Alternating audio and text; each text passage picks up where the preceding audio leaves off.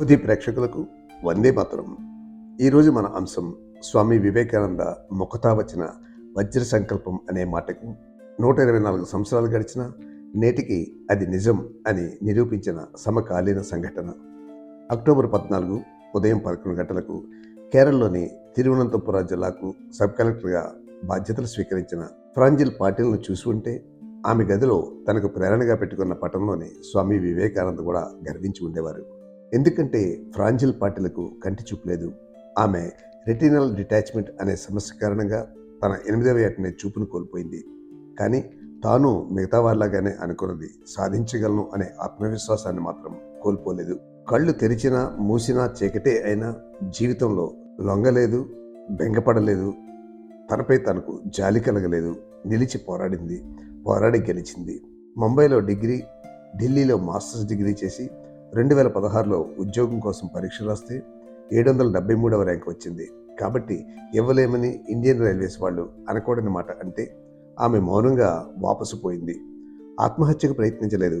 ఆత్మవిశ్వాసం అనే ఆయుధాన్ని బయటకు తీసింది. కానీ ఆమె మనసులో రూపుదిద్దుకుంటున్నది ఎవరూ చెరపలేని పట్టుదల అని ఆమెను అర్థం చేసుకున్న కుటుంబ సభ్యులకు మాత్రమే తెలుసు.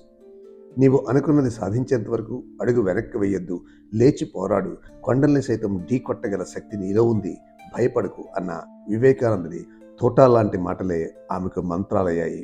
2017లో అదే పరీక్షలో 124 ర్యాంక్ సాధిస్తే అదే రైల్వే శాఖ వాళ్ళు పిలిచి ఉద్యోగం ఇచ్చారు. అంతటితో ఆగలేదు ఆమె.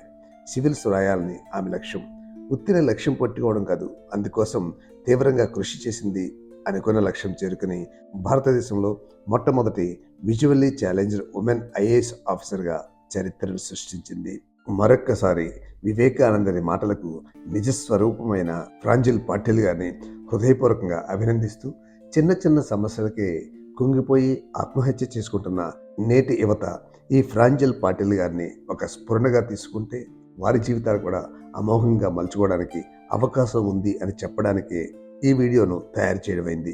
కాబట్టి యువతకు, ప్రత్యేకించి కాలేజీ విద్యార్థులకు ఈమె జీవిత గాథను వినిపించే ప్రయత్నం చేసి వారిలో కూడా ఆత్మవిశ్వాసాన్ని నింపే ప్రయత్నం చేద్దాం.